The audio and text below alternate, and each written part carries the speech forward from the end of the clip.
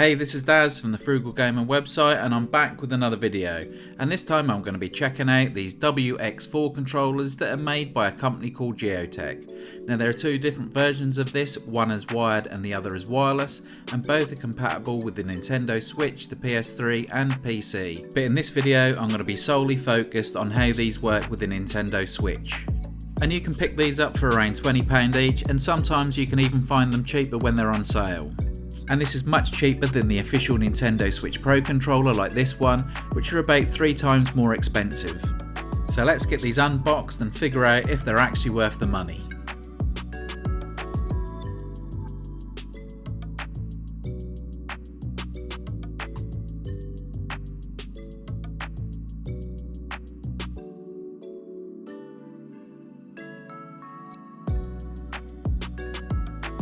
As you'd expect from a product in this price range, it's a no-frills unboxing experience, as in addition to the controller, all you get is the instructions and a micro USB charging cable.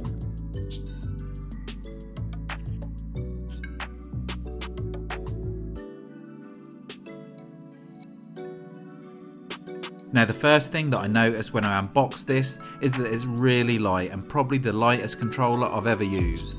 But saying that, it does feel well made, and the materials don't feel as cheap as I expected.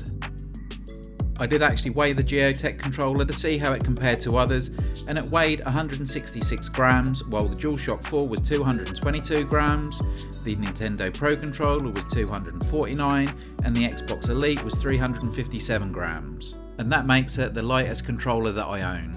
When it comes to design, I think it looks really nice, and it looks a lot like the Xbox One controller, and it even has similar coloured buttons.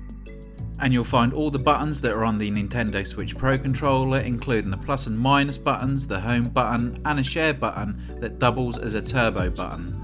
That's a lot of buttons. The wireless version also has a built-in rechargeable battery, rumble feature, and motion control.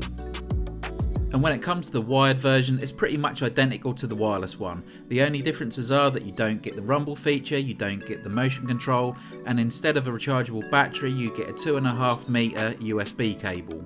But other than that, the feel and functions are just the same as the wireless version.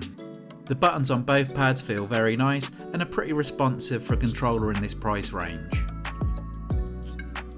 Connecting both of these controllers is pretty straightforward, as the wired one plugs straight into the Nintendo Switch dock and the wireless one connects via Bluetooth. And to pair the wireless one, you just go into your Nintendo Switch settings and choose the option that says change grip/order. And then on the controller itself, you just hold down home button and the Y button at the same time, and the controller will go into pairing mode. And when the controller is connected, just hit the A button and you're ready to go.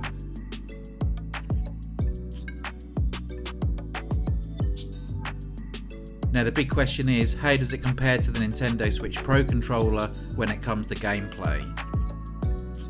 Well, the first thing I noticed is that I actually prefer the thumbsticks on the Gioteck controller, as they seem to have more resistance, and when it comes to gameplay it feels like you've got more control. And there's also more of a satisfying click when you press the thumbsticks compared to that on the Pro controller.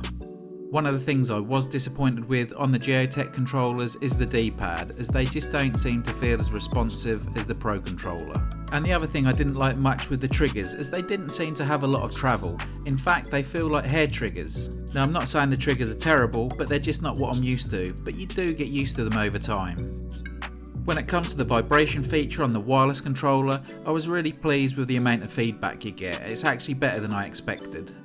The same can be said of the motion control, as it feels very subtle and actually less jittery than that on the Pro controller. I rarely use motion controls on the Switch, but this is more than adequate. When it comes to the wired controller, it's a perfectly good controller, but it's got less features than the wireless and they cost pretty much the same. And plus you've got the annoyance of having to plug it into the dock.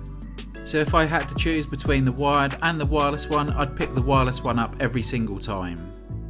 And overall, both of these are very good value for money. So if you're on a budget and you don't want to spend £60 on the official controller, then this is a really good option.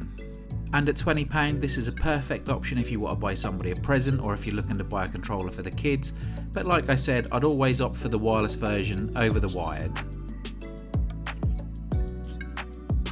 So thanks again for checking out this video, it really is appreciated, and please support us by liking the video, subscribing to our channel and maybe even sharing with your friends. Don't forget to check out our website at frugalgaming.co.uk for all the latest video game deals in the UK, and also follow us on Twitter, we're at frugalgaming. Thanks again and I'll see you on the next video.